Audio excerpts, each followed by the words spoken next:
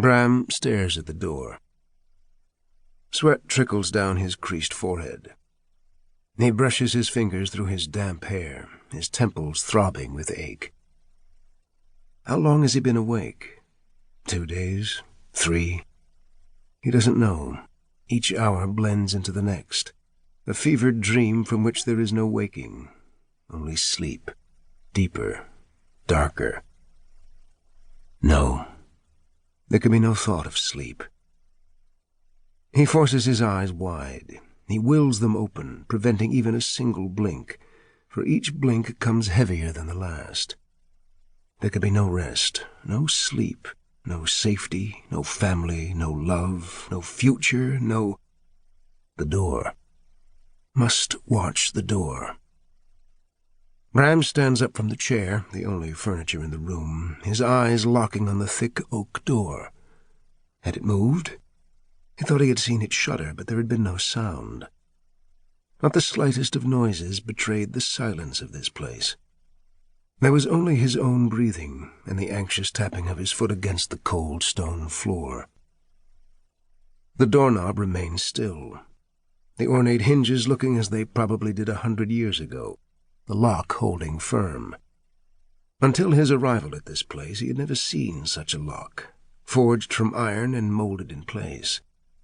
The mechanism itself is one with the door, secured firmly at the center with 2 large deadbolts branching out to the right and the left and attached to the frame. The key is in his pocket, and it will remain in his pocket. Bram's fingers tighten around the stock of his Snyder Enfield Mark III rifle, his index finger playing over the trigger guard.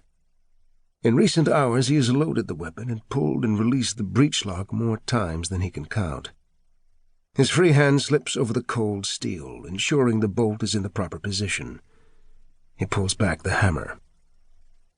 This time he sees it, a slight wavering in the dust in the crack between the door and the floor, a puff of air, nothing more, but movement nonetheless.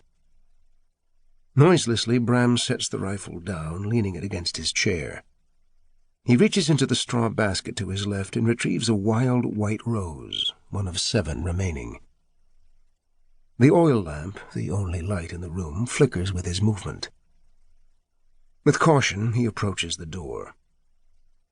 The last rose lay in a shriveled heap, the petals brown and black and ripe with death, the stem dry and sickly with thorns appearing larger than they had when the flower still held life. The stench of rot wafts up. The rose has taken on the scent of a corpse flower.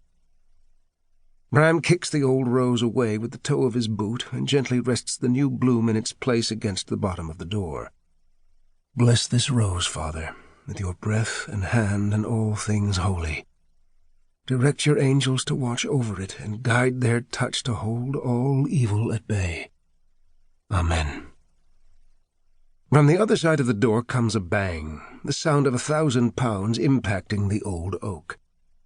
The door buckles, and Bram jumps back to the chair, his hand scooping up the leaning rifle and taking aim as he drops to one knee. Then all is quiet again. Bram remains still, the rifle sighted on the door until the weight of the gun causes his aim to falter. He lowers the barrel then, his eyes sweeping the room. What would one think if one were to walk in and witness such a sight? He has covered the walls with mirrors, nearly 24 of them in all shapes and sizes, all he had. His tired face stares back at him 100-fold as his image bounces from one looking-glass to the next.